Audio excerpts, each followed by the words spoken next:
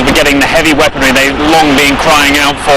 It seems this Peshmerga convoy, you saw pictures of it there, left the border town of Suruc around about 9 o'clock last night, moved in under the cover of darkness to the western side of the city where that hill you mentioned is, Tal Sha'ir, and then went into the city proper itself. Over 100 counted by the witnesses we spoke to. Apparently they even put up a tent close to that unofficial border crossing they used to effect entry. The Turkish military actually helping them, escorting them on their way. But also we're seeing now social media images, pictures of them setting these heavy weapons up alongside the Free Syrian Army and Syrian Kurdish fighters. They're alongside in there. This could be potentially a turning point because the issue that the Syrian Kurds have had is they've lacked that heavy weaponry to be able to keep ISIS back if they try and push back in.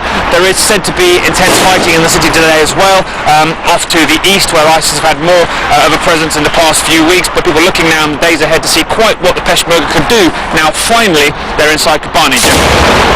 In a larger sense, Kurds have been spread throughout this region. They are in Syria, they are in Turkey, they are in northern Iraq, and here we have the Kurds themselves, almost as a nation state, acting, coordinating together. The meaning of that?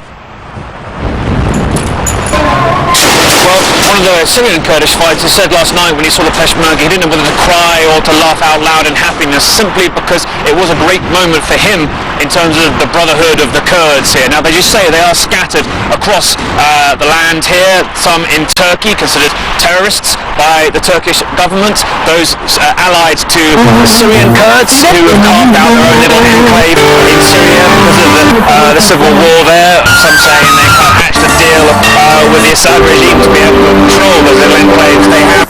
And then, of course, the Iraqi Kurds, from whence the Peshmerga hail, they are now increasingly autonomous in northern Iraq, trade relations with Baghdad. So the potential is, in moments like this, that they might be able to harness their relations and work more effectively together, but that's still a long way off from creating their own homeland, so to speak. In northern Iraq, that looks more potential, given the autonomy they have there, but the geography simply of how that extends through into Syria, and particularly onto Kobani, where there's a whole chunk of ISIS between Kobani and the rest of the Syrian Kurdish enclave to the east there, that adds complexity too. And then, of course, on top of that, you have the fact that these groups haven't always seen eye to eye on some smaller technical issues, and then, of course, Turkey. They're very reluctant to see the parts of Turkey and Syria be incorporated into a broader Kurdish state, if that were to happen. Jim?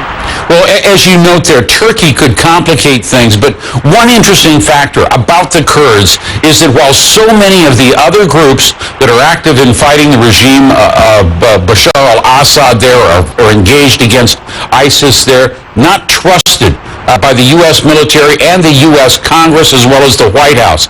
The Kurds, on the other hand, present a completely different case, and they are trusted. They could be in line, it would seem, for much more military aid.